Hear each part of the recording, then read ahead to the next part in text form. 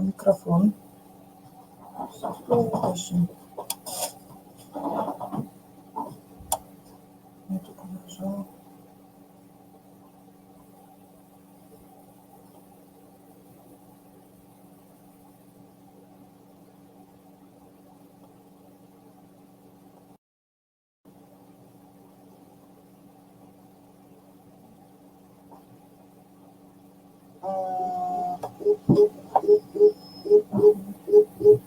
Алло, вы нас видите?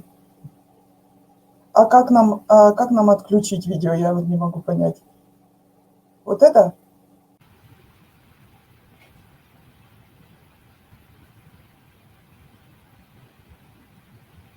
Добрый день, уважаемые технические.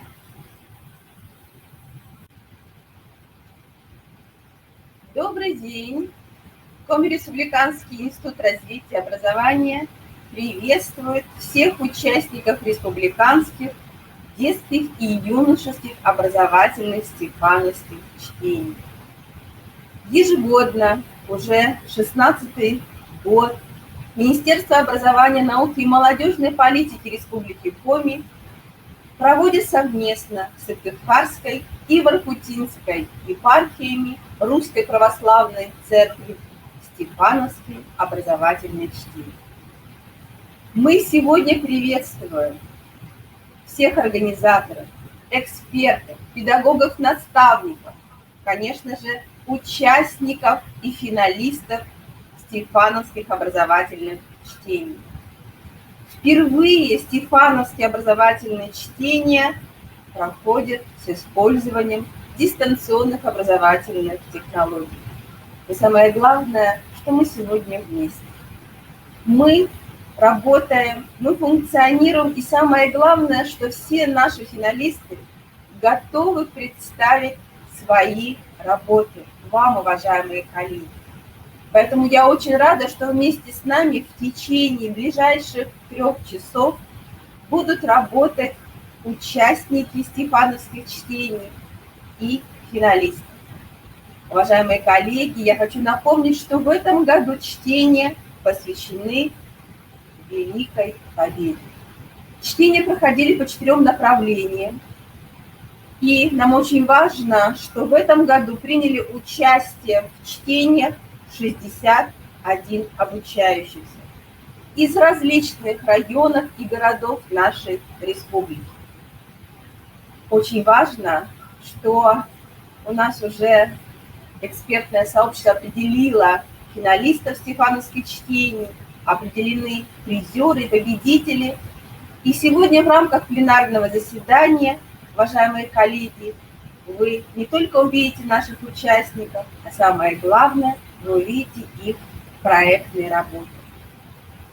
По каждой номинации у нас есть 3 победителя, поэтому, уважаемые коллеги, сегодня 12 проектов будут вам представлены.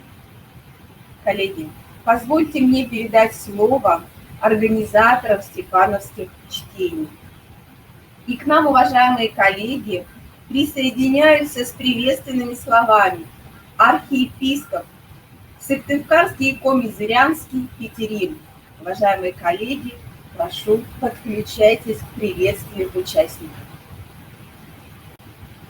С приветственным словом к нам обращается архиепископ Воркутинский и Усинский Марк. Уважаемые участники степановских образовательных чтений, мы начинаем пленарную часть наших чтений.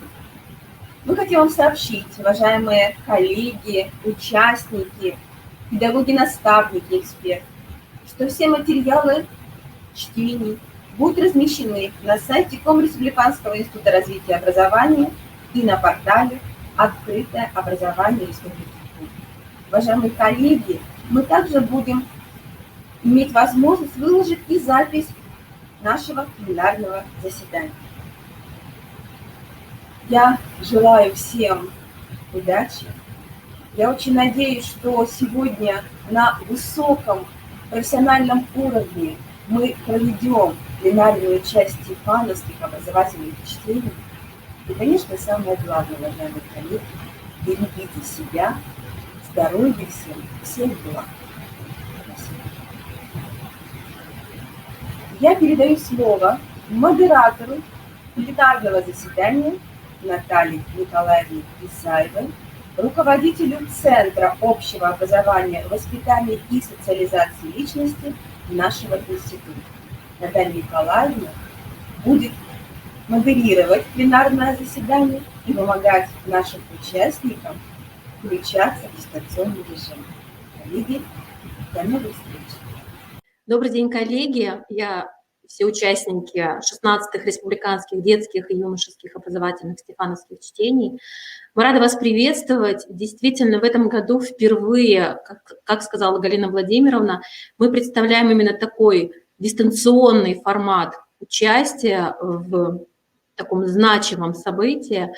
Действительно, было предоставлено огромное количество работы достойные, и экспертному жюри, в состав которого входили сотрудники и Коми Республиканского института развития образования, и Сыктывкарского государственного университета имени Екатерины Сорокина, и представители епархии Сыктывкарской и Воркутинской. Было достаточно сложно выбрать из представленных работ лучшие, но, тем не менее, список сформирован, и сегодня мы с вами имеем возможность ознакомиться с результатами работы ребят как уже было озвучено, по 4 направлениям.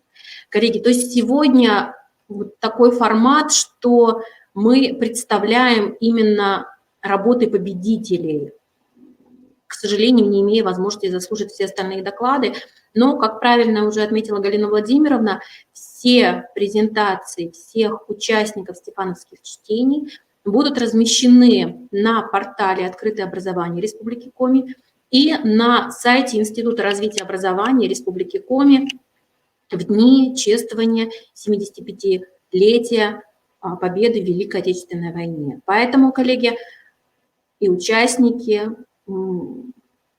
просим отнестись с пониманием, потому что мы понимаем, что сейчас мы все находимся на дистанционном обучении, и, может быть, где-то наши участники немножечко переволновались, и это понятно. Поэтому я рада вас приветствовать, и мы по регламенту, по нашей программе заслушаем сейчас 12 докладов по 4 направлениям. И начнем мы с направления «Слава, честь и доблесть солдат, сражавшихся на полях Великой Отечественной войны», где заслушаем работы обучающихся по этому направлению. Так, коллеги, я позволю себе включить первую видеозапись. Участник Грановский Влад Владимирович, учащийся образовательной школы, средней общеобразовательной школы номер 40 города Воркуты, руководитель Туринбеков Радик Хамитович, фальсификация истории Великой Отечественной войны. Коллеги, убедительная просьба, участники, если что-то, какие-то возникают сложности, пожалуйста, пишите в чате, чтобы я могла отслеживать ситуацию, я и люди, сопровождающие нашу с вами конференцию. Итак, Грановский.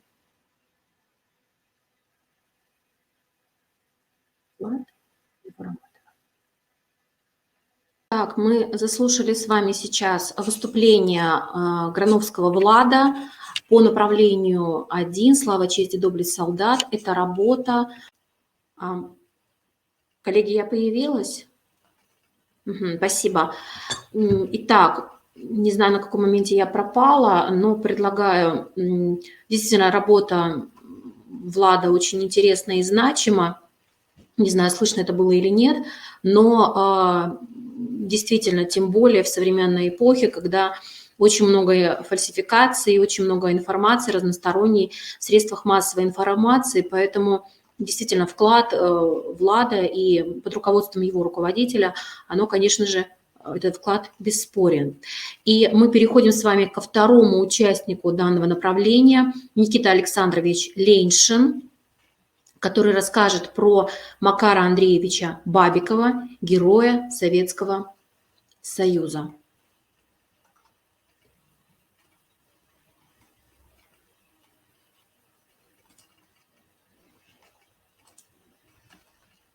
Вы видите, Никита вместе со своим руководителем проделали действительно колоссальную работу. Кроме того, следует отметить, мне как преподавателю и как организатору очень приятно, что Никита не читал текст, а именно рассказывал его, что всегда добавляет, конечно же, баллы в том числе и защите. Очень приятно было слышать грамотную и правильную речь, за что спасибо и Никите, и его руководителю. Тем более текст серьезный, работа проделана колоссальная. И мы с вами движемся дальше. И сейчас я предоставлю слово Цымбалюк Анастасии Дмитриевне. Это обучающаяся 11 класса, гимназия номер 1 города Воркута. С ее темой «Это нужно не мертвым, это нужно живым». Анастасия. Добрый день, секундочку, сейчас я запущу вашу презентацию. Если можно, звук, пожалуйста, выключите, чтобы не мешал. Все, спасибо. Так лучше?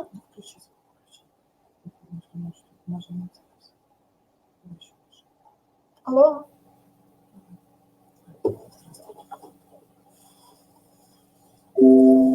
Здравствуйте, участники стефанских чтений. Была война, и датам календарным не зачеркнуть всех памятных времен, и не забыть народу дней тех давних, в сердцах людей никто не погребен. Тема Великой Отечественной войны – необычная тема. Необычная потому, что память и история в ней слились воедино. Мы, нынешнее поколение, не знали и не хотим знать, что такое война. Только теперь мы осознаем величие народного подвига в Великой Отечественной войне, проживая счастливые дни под мирным небом. В нашей стране трудно найти семью, которая бы не принесла свои жертвы на алтарь победы. Кто-то воевал на фронте, а кто-то вносил свой вклад в разгром врага, самоотверженно трудясь в тылу. Для участия в конкурсе мною была выбрана тема «Это нужно не мертвым, это надо живым». История Великой Отечественной войны в истории моей семьи, так как все мои прадедушки воевали в годы Великой Отечественной войны. Таким образом, цель данного исследования является рассказ о моих прадедушках, участниках войны. Страница 1. Прадедушка Чубко Явтух Амельянович родился на Украине.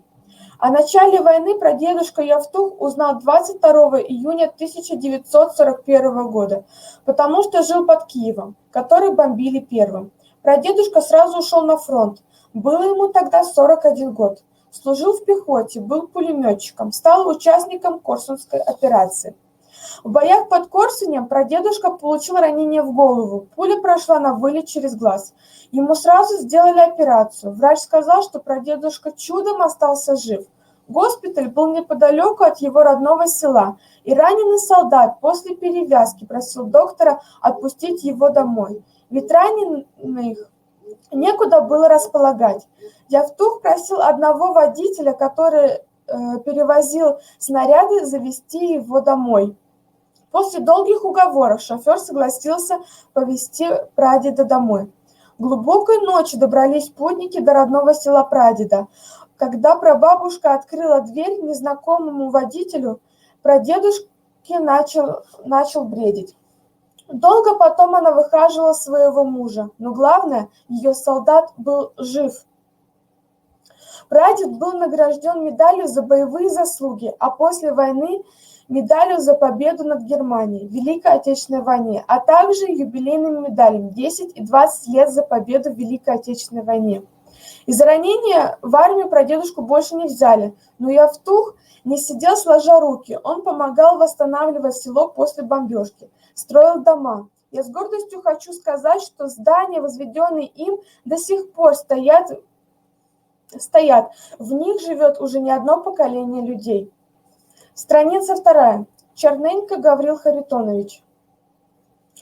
Гаврил, отец моей бабушки, попал служить в инженерные войска, которые строили переправы. Он принимал участие в боях под Киевом, Корсунем и других городах.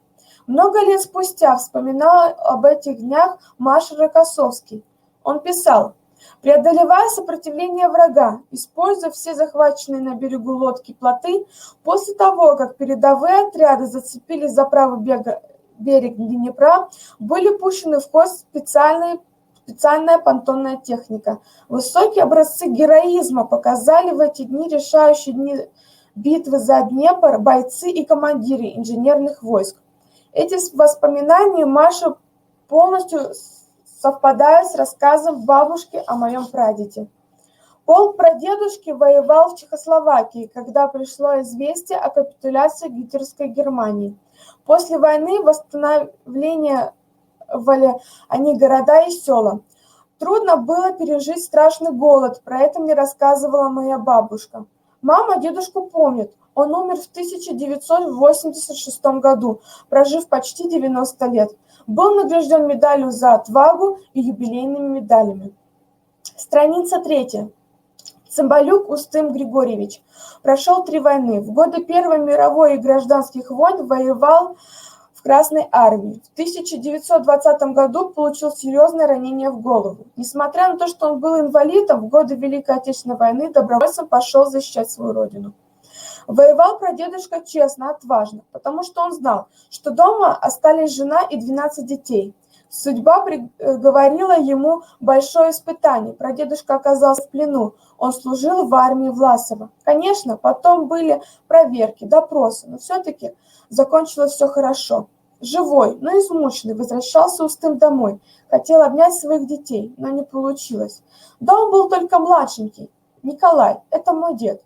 Жена во время войны одна не смогла прокормить всех детей. Шли ожесточенные бои на Украине, и она решила отправить всех своих старших детей в тыл, оставив только самого маленького возле себя. До сегодняшнего дня никто не знает, что с ними случилось. Состав тот бомбили немцы, возможно, они все погибли. Мой дедушка много лет делал запросы, писал письма в Москву, в надежде кого-то отыскать, но так никого и не нашел. Казаков Григорий Николаевич. Не всем довелось дожить до победы. Прадедушка услышал о начале войны одним из первых в своем селе. Он был председателем колхоза. Ему позвонили с района и сообщили эту страшную весть. Прадедушка хотел уйти на фронт, но ему не разрешили. Деревня, в которой жил прадед, с семьей находилась под Смоленском. И, конечно же, на ее долю выпали самые ожесточенные бои за Москву. Однажды, когда прадедушка работал вместе со своими людьми в поле, началась бомбежка. Прадедушка продолжал пахать, и один снарядов попал в него. Похоронили только останки. Вот как в жизни бывает.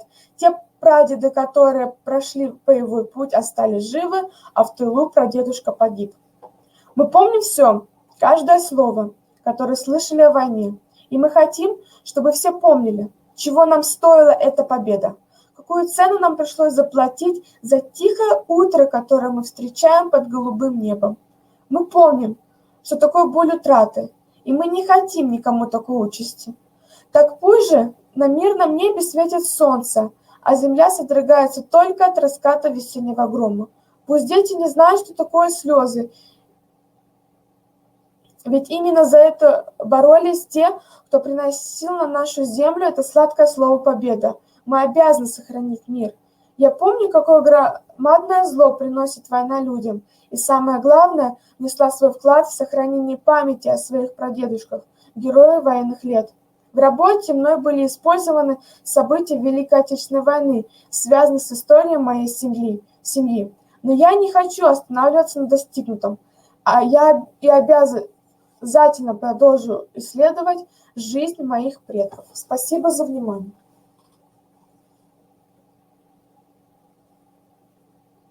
Анастасия, действительно очень хорошее выступление, очень замечательно, что ты занялась историей своего рода, и хорошо, что ты планируешь продолжать эту работу, и очень надеюсь, что в дальнейшем мы также увидим твои выступления и на стефановских чтениях, и на других конференциях республиканских и российских.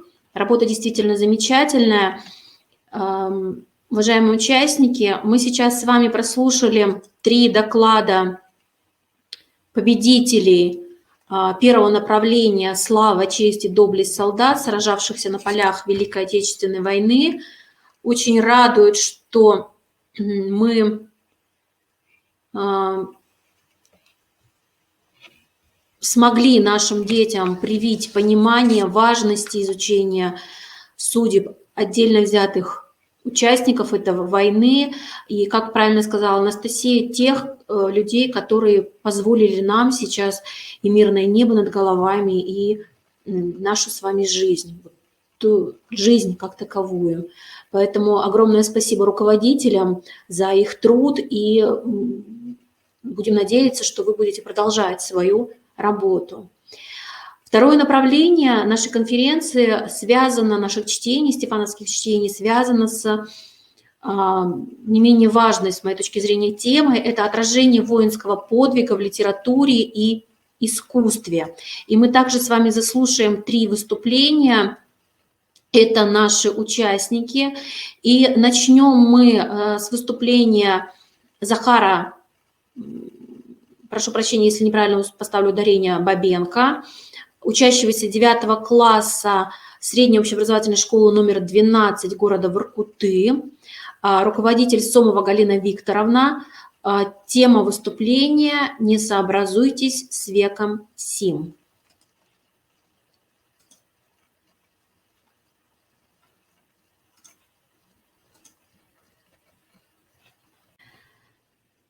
Захар, действительно, здесь уже другие участники написали, что работа очень сильная. И действительно, слушая выступление Захара, понимаешь, что, особенно первую часть выступления, что сейчас мы даже не говорим про средства массовой информации, про каких-то другие иные государства или иные источники информации. Но даже современная молодежь, к сожалению, сейчас транслирует неуважительное отношение к результатам Великой Отечественной войны и к победителям, тем людям, к ветеранам Великой Отечественной войны, тем людям, которые действительно которым мы много чем обязаны и нашей жизнью, как правильно сказал Захар, и вот подобрал фрагмент видеофильма. В его выступлении, и это отмечали эксперты, в его работе действительно представлено колоссальное количество произведений, которые действительно очень полезны для нашей молодежи, и очень хотелось бы верить, что выступление Захара, которое также будет представлено на портале «Открытое образование», на сайте Института развития образования, заинтересует в том числе и современную молодежь, и современных обучающихся. Спасибо, Захар. Мы двигаемся дальше по нашей программе, и сейчас я предоставлю слово Поповой Анастасии Олеговне, это женская гимназия города Сыктывкара, руководитель Волкова Елена Михайловна, которая выступит с докладом «Коми-поэт Серафим Попов. Герой Великой Отечественной войны». Настя проделала колоссальную работу, и действительно мы с вами, как пишет Тамара Александровна, действительно наследница поэта провела глубокое исследование. Здорово, что традиции семьи опять-таки же сохраняются, и чтется и уважается память предков. Это очень хорошо, и спасибо Анастасии за выступление. А мы двигаемся дальше к третьему, последнему выступлению в рамках второго направления отражения воинского подвига в литературе и искусстве. Сейчас мы заслушаем выступление под названием «Герои в театре и кино». Это также наши воркутинские участники Маркова Аделина и Кузнецова Анастасия, учащиеся 9 класса школы номер 39 имени Чернова города Воркута, и руководитель Мельниченко Татьяна Владимировна.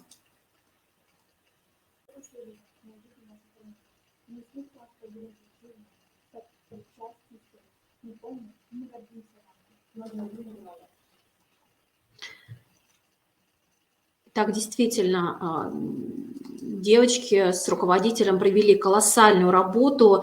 Мы узнали с вами о многих героях Великой Отечественной войны, участников Великой Отечественной войны, которых мы знаем с вами как киноактеров и актеров театра. Соответственно, действительно очень интересно, познавательно, и тиражирование вот этой информации, оно очень будет полезно и значимо. Итак, закончились выступления в рамках второго направления отражения воинского подвига в литературе и искусстве. И мы с вами переходим к третьему направлению. Духовные исторические судьбы воинов-священников, сражавшихся на полях Великой Отечественной войны. Участие священнослужителей в годы Великой Отечественной войны – это одна из наиболее сложных тем, и в современном обществе она воспринимается по-разному.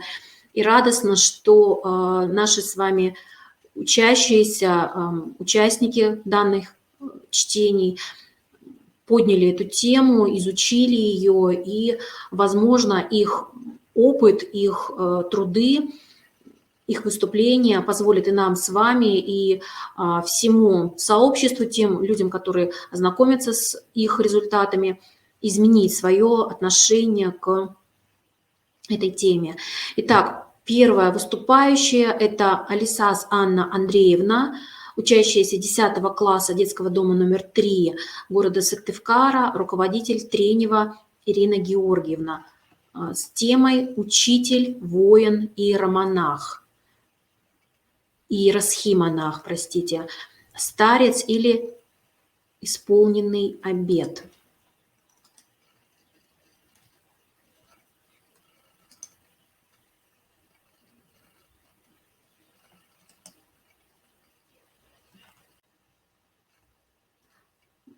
Коллеги, 11 часов дня. Я так понимаю, что наши учащиеся проснулись, начали выходить в дистант, поэтому немножечко сеть подвисает.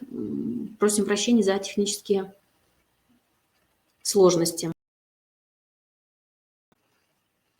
Работа очень интересная. Спасибо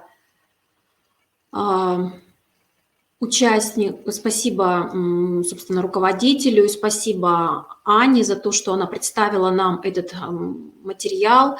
И фактически мы говорим о том, что действительно путь сложный, и вот та работа, которую проделала Аня, для экспертов стала показателем, чтобы присвоить этой работе первое место.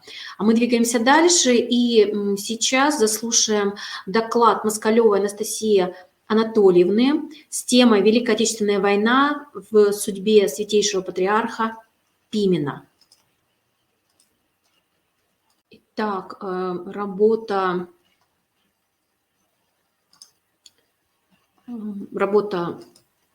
Анастасия очень интересная, и мы благодарим ее и ее руководителя Кирову Ирину Михайловну за проделанный труд. Действительно, очень много новых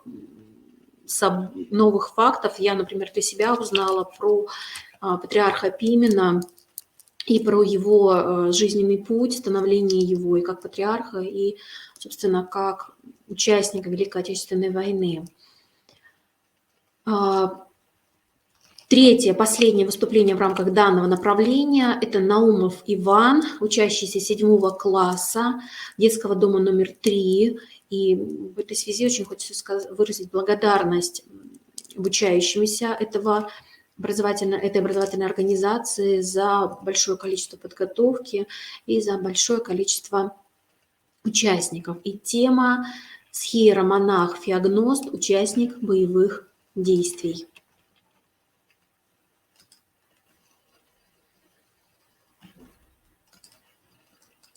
Наумов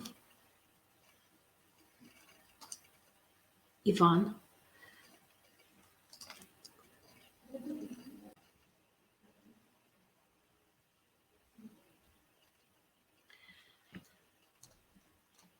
Таким образом, Иван был последним, третьим выступающим в рамках третьего направления «Духовные и исторические судьбы воинов-священников, сражавшихся на полях Великой Отечественной войны».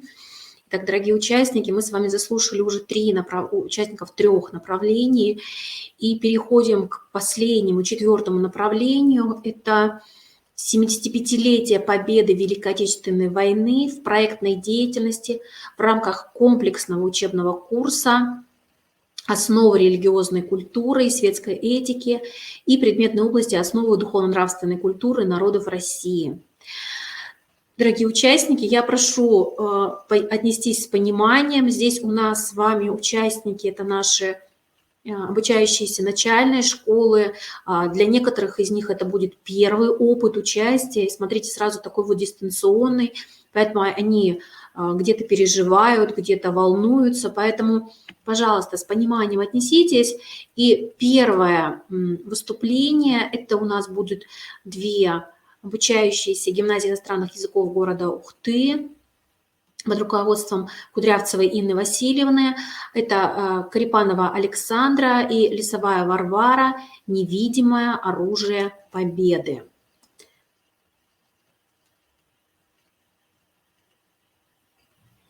Я не говорю, Наталья Александровна, по поводу выучили, не выучили. Я про то, что ребята молодцы, все ребята молодцы. И действительно очень приятно слушать такие серьезные, хорошие, глубокие выступления. Поэтому так.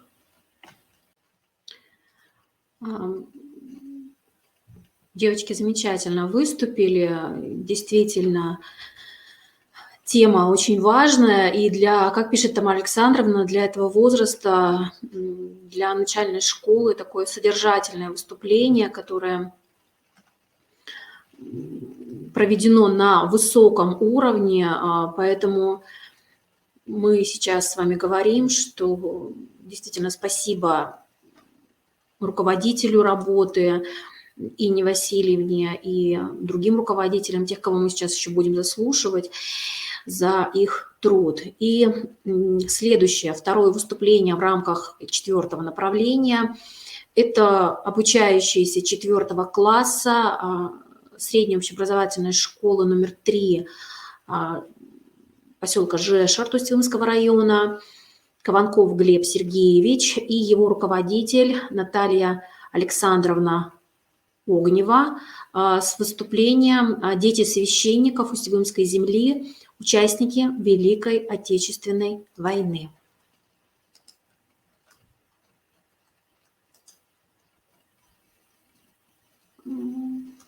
Коллеги, секундочку. Секундочку.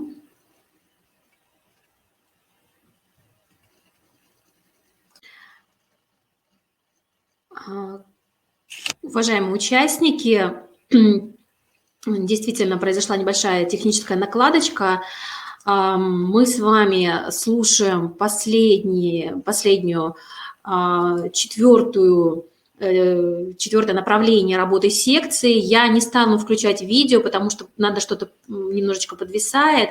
Действительно, у нас сейчас будет последний участник в рамках наших чтений, Трофимов Влад, с его докладом «Судьба русской матери». Сейчас подключаются, и его руководитель Людмила Александровна. Коллеги, участники пока подключаются. Последний наш выступающий. Я хочу поблагодарить и прокомментировать, собственно, свои записи в чате. Действительно, и Тамара Александровна это отмечает, и Наталья Александровна, о том, что действительно мы с вами впервые пробуем проведение конференции стефановских чтений именно в таком формате, да, какие-то накладочки возможны. Еще сюда добавим тот факт, что мы все с вами работаем в дистанционном режиме, поэтому действительно кое-какие сложности возникают. Тем не менее, мне кажется, что тот уровень работ, и я очень надеюсь, что вы со мной согласитесь, тот уровень работ, который представлен, он действительно, работы выполнены на высоком уровне, и даже вот в таких вот условиях домашней самоизоляции обучающиеся смогли записаться, и за это большая благодарность еще и родителям, и тем, кто им в этом помогал. Поэтому тут нет никаких претензий, работы действительно проделаны колоссальные. Когда мы проверяли их, то все эксперты отмечали высокий уровень работ, высокий уровень профессионализма руководителей и интерес самих обучающихся к данному исследованию. Ну что, Елена, вам удается подключиться в права администрирования? Елена, попробуйте, пожалуйста, выйти, нажать видео сверху вот в окошечке на камеру. Вот камера у вас, видите, представлена? Нажмите, пожалуйста. Последний наш участник, Владислав. Да, замечательно. Еще раз.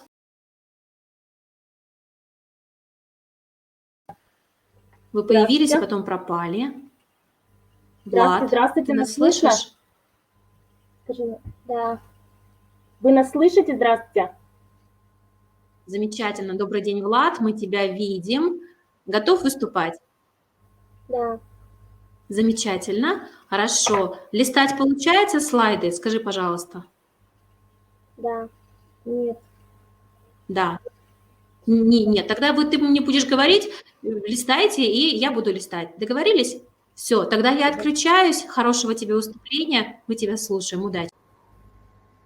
Здравствуйте, меня зовут Трофимов Владислав. Я ученик 3-го Р-класса, школы номер 30 города Сыктывкара. Поставляю вашему вниманию проект, посвященный 75-летию Великой Победы. Судьба русской матери. Итак, начнем.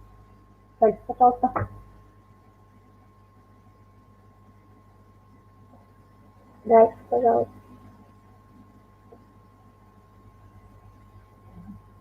Цель моего проекта – узнать о судьбе матери, которая отдала Отечеству самое дорогое, что у нее было, рассказать об уважении к женщине, матери. Дальше, пожалуйста. Я считаю, быть матерью солдата – это подвиг. Дальше, пожалуйста. В год 75-летия Победы все рассказывают о том, какой вклад в победу несли герои войны.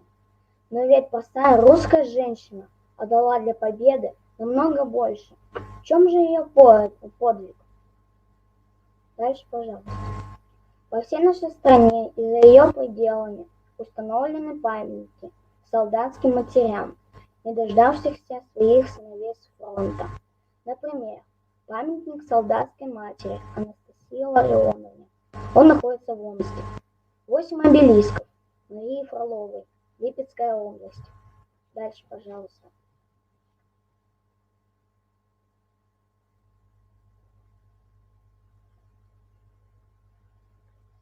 Но для меня олицетворением всех матерей-героинь стала кубанская крестьянка Епистиния Степанова, положившая на алтарь победы самое дорогое, что у нее было – жизнь своих 9 сыновей. Дальше, пожалуйста. В семье Степановых родилось 15 детей. 5 не стало еще в детстве. Выжили 10 детей, 9 сыновей и 1 дочь. Мужа не стало в 1933 году. Дальше, пожалуйста. Николай, Василий, Филипп, Иван, Илья, Павел и младший Саша были призваны на Великую Отечественную войну. Старший Александр погиб в гражданскую войну. Федор пал в бою с японскими захватчиками. С матерью осталась дочка Варя. Николай, единственный, кто вернулся с фронта, умер после войны, последствий фронтовых ранений.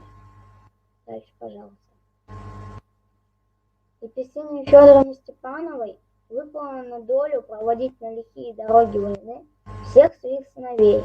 Домой вернулся лишь один. 9 раз выходила она за калитку, держалась за вещмешок сына. Дорога из хутора 1 мая, что на Кубани, шла сначала полем, а потом забирала чуть в гору. И тогда человек в солдатской шинели был отчетливо виден. Так и запомнила Епистиния Федоровна своих сыновей уходящим. Дальше, пожалуйста.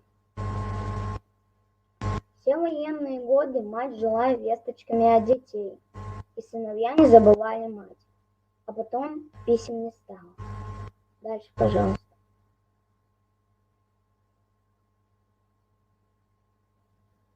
Маршал Советского Союза Андрей Антонович Гречко и генерал армии Алексей Алексеевич Епишев в 1966 году писали ей: 9 сыновей вырастили и воспитали вы, 9 самых дорогих для вас людей, благословили на ратные подвиги во имя советской отчизны.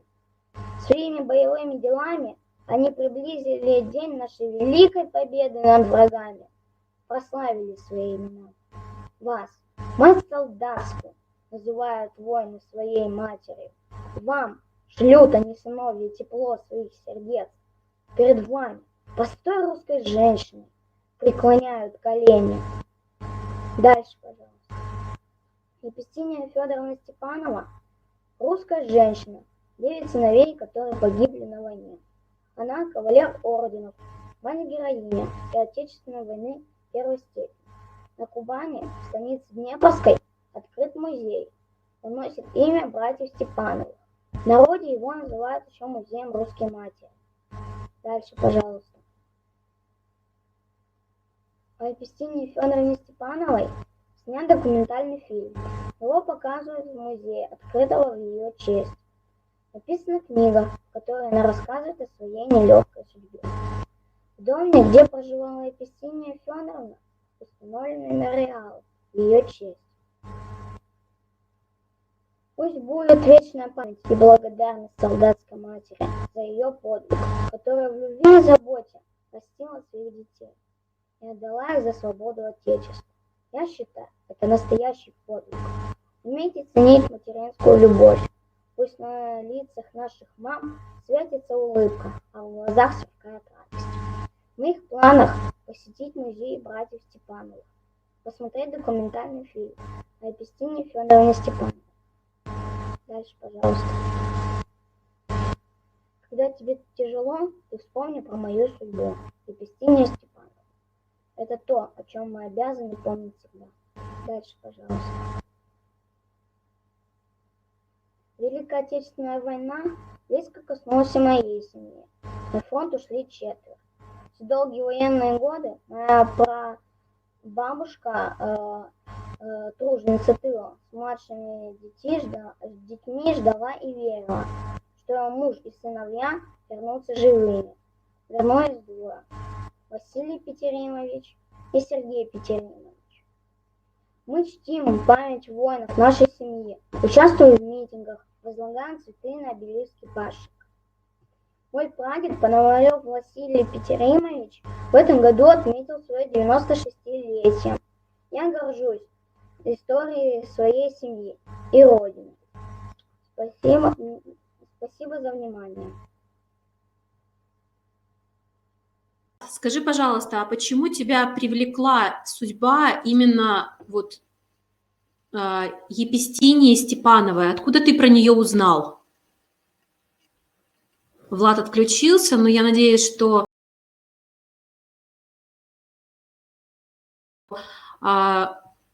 Влад? Здесь. Да. Откуда ты про нее узнал и почему именно эта судьба, именно этой женщины тебя так заинтересовала? Когда мы с мамой выбирали тему для проекта, мама все время расстраивалась. И я подумала, что у солдат тоже были матери. И мы решили с мамой сделать проект на тему «Мать-героиня». И нашли в интернете информацию о Епистине Степановой. Замечательно. Спасибо большое тебе, который вот из-за того, что она была расстроена, выбрал такую тему. Спасибо вам большое за участие. Можете отключаться. Доклад был очень интересный и очень познавательный. Спасибо большое. Итак, уважаемые участники, наша с вами конференция подошла к концу. Я благодарю всех участников 16-х республиканских детских юношеских образовательных стефановских чтений. Я благодарю всех экспертов, которые приняли участие в экспертной оценке. Благодарю руководителей, которые поддерживали в этой ситуации своих обучающихся. Конечно же, родители, которые помогли. И даже несмотря на то, что у нас не состоится парад Победы, мы в связи с этим приняли решение о том, что Институт развития образования и, собственно, выложит все ваши презентации, все материалы и видеозапись нашей конференции, наших чтений и на сайте Института развития образования, и на портале «Открытое образование» для того, чтобы еще раз вспомнить о тех героях, благодаря которым мы с вами живы, благодаря которым мы можем изучать и на примере их подвига рассказывать о подвигах русских людей. Я благодарю всех вас за участие. Желаю мирного неба над головой, здоровья, терпения. Всего доброго. До свидания.